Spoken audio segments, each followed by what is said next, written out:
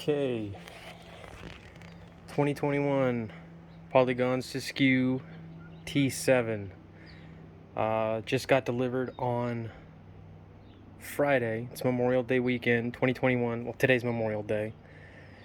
I'm pretty psyched. I'm pretty pumped up. It shipped early. It was supposed to be here June 17th. That's what the email said from Polygon. So 3 weeks early. That's pretty cool.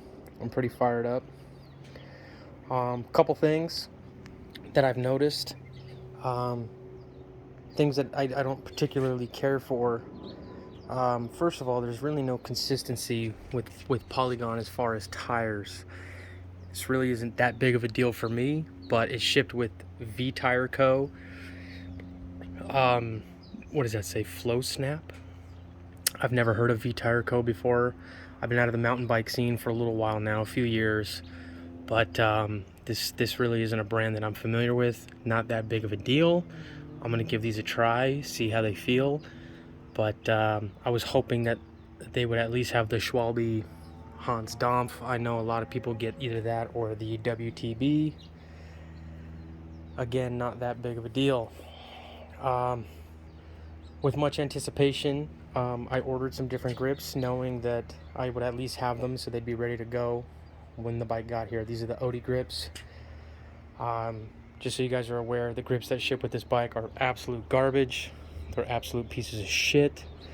So I would highly recommend getting different grips ASAP.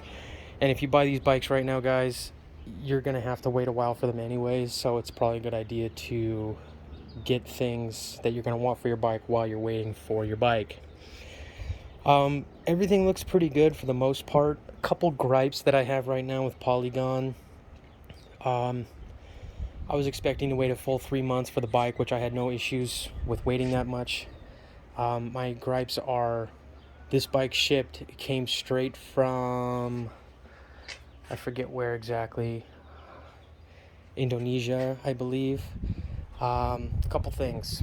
The shock, as you can see there, 325 max PSI. Guys, I hooked my gauge up to this thing as soon as it got here. There was 365 pounds of pressure in that shock. I couldn't even, I was so concerned. I couldn't understand. I was flipping the lockout lever. I couldn't get the bike to sag, so I put my shock on knowing that I was gonna have to adjust it anyways, and I was shocked to see that it had 40 more pounds than RockShox's recommended pressure. I think that's a huge problem. I think if they're going to ship a bike with air in it, they need to be more diligent on not overinflating things. The fork, I don't know how much pressure it had, but it barely flexed also. I just drained it out completely, and then I pumped it up a little bit. I'm still playing with the fork. I'm 6 foot. I weigh about 215, 220. I put 195 PSI in the shock. It got me my 20% of sag when I'm straddled on the bike. It seems to be working okay. I wasn't expecting much with this shock anyways. I do have plans to put a different shock on here and a different fork on here as it is. What else? The brakes, they're actually really nice. I've had Tektro brakes before. These, I guess, are pretty highly rated and they feel very good. My only concern is the rotors, on how they attach to the wheels. I'm not too sure what's going on there. I wouldn't even know how to take that off. If you guys know, please tell me. Again, I don't know if this is something that's standard now with mountain bikes. I've been out of the game for, like I said, a few years. I had to sell my bike I sold my bike before my son was born about 4 or 5 years ago, so I'm a little out of the loop with mountain bikes. It's been a while for me. What else? Oh, the cabling. This was a big oversight. So I've seen videos where other people's cabling, you have the shift cable and the rear cable. I've seen on other videos were routed on this side. On my bike, they're routed on this side, and it's not that big of a deal, but it's very, very tight. It's almost like they didn't put enough cabling inside the frame when they ran it. And then for this dropper post cabling, there was a lot of excess. You can see how much it sticks out up here in front. I had a hell of a time, guys, trying to pull excess from the back to fish it through, and you can see how tightly bunched up it is back there. Yeah, I don't think they I think that was a big oversight on their part. I think they gypped me maybe a couple inches that I should have had as far as extra length. I don't know. I'm gonna have to see if that becomes more of an issue. For right now, I'm gonna make do with it, and just, you know, when I finally get it out on the trail, I'll see if it becomes a problem.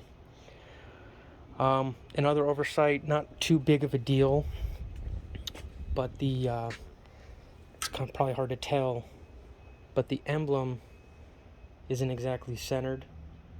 Again, not that big of a deal. That's something that I can fix on my own. It's just, you know, I was a bit amped up that I got the bike 3 weeks early, but I mean, I wouldn't exactly want the bike 3 weeks early at the cost of having corners cut. So, you know, little quality control issues with Polygon. I'm not going to make that big of a deal out of it. I'm going to do what I got to do to fix things and make it work. But I got to say, out of the box, the shifting feels really nice. It's not clunky. Obviously, it's going to need to be adjusted a little bit here and there. I'm going to have to finally tune it. But the derailleur works great. The shifter itself works great. Other than those few issues, I don't really see anything wrong with it. The color is so cool. It's a great paint job. It really is. I really wanted to get the T8. I thought that purple looked really slick, but I just felt for the extra costs. I just didn't want to go that route. I wanted to go with a little bit more of a budget bike and then add better componentry later. The handlebars, they're pretty standard. I mean, I think this is a pretty standard type of what's it I'm trying to think of here. I guess angles of the bars with the back sweep and the rise. I think I'm gonna have to go a little taller, maybe a little bit more back sweep, just so it's comfortable for me. It just felt weird. I felt like I was wobbling a lot when I was riding it last night.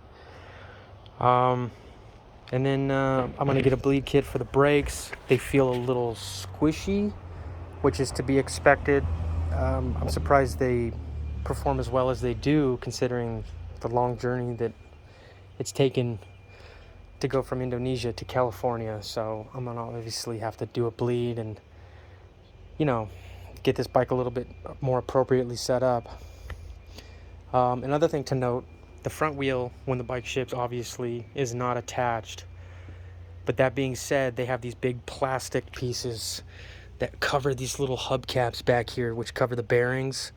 Be careful with those, guys. When you pull those off, it'll pull those little hubcaps out. And if you don't realize that you did that, and you go to try to put your wheel on, you're gonna put your wheel on with the bearing against the fork. So you gotta watch out for that. It was so tightly packed. I had a hell of a time trying to pry that plastic out. Again, not a huge deal. I mean, it's better that they ship that with that on, but just be careful, because I almost threw all the packaging away before I even realized that the cap was not on. But other than that, it is a great looking bike. I can't wait to go out and get some dirt and some mud on it. I'm fired up. The dropper seat post works great. This is my first bike with a dropper seat post. This Trans X, the control for it on the handlebar, it's a little clunky. It's weird because the plastic, or the lever is plastic, and when I first went to operate it, it just feels very fluid, but in the way that it feels like you're breaking the plastic as you're pushing it. But so far it hasn't been an issue. I may change that out for something with an aluminum lever or something like that, but the quality of it seems to be okay for now. I just don't expect it to last very long. Seat, what can I say, guys? It's a mountain bike seat. Most bikes you buy, they're not going to come with a good seat, and to be expected, this one's not worth a shit. Other than that, that's about it. I mean, it's a great looking bike. I think it's a great price point. I think with componentry, you get a lot of bang for your buck. I mean, I've looked at other bikes in this spec, and you don't get full Shimano for the drivetrain. I mean, you get a hodgepodge of SR Suntour, and nothing against SR Suntour. It's just, I remember them back in the day not being as relevant as they seem to be today. But I'm a Shimano guy. I like Shimano. And, I mean, the full Shimano drivetrain's great. I mean, as I said, it shifts great. It's not clunky. Yeah. I'm going to fine tune the suspension, and I'm going to, get some different handlebars, probably a different stem. I don't know. I'm going to play around with it. I got to feel comfortable. I'm a tall guy, and this is a large size on a 29 inch. And it feels a little bit, I feel like I need the bars to go a little bit forward and a little bit higher to be comfortable.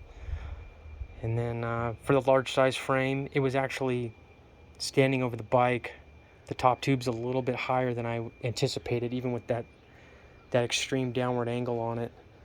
I was actually a little surprised. I thought I'd have a little bit of clearance from my balls, but my balls actually kind of graze into it a little bit. I thought, I'd have a little bit of clearance, but you know what am I going to do at this point? So hopefully that doesn't become an issue. I don't think it will. But yeah, drop some comments, guys. Tell me what you think about this brand. I've never heard of the brand, and I mean, I'm not trying to be a snob or anything.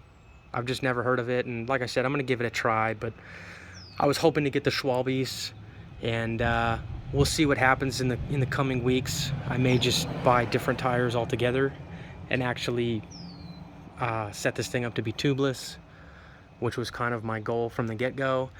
And then I've noticed a lot of guys buying Marzocchi bombers for these things, and considering that I'm not very keen on this fork so far, it's got this like horrendous squeak in it. It just feels very clunky, not that fluid.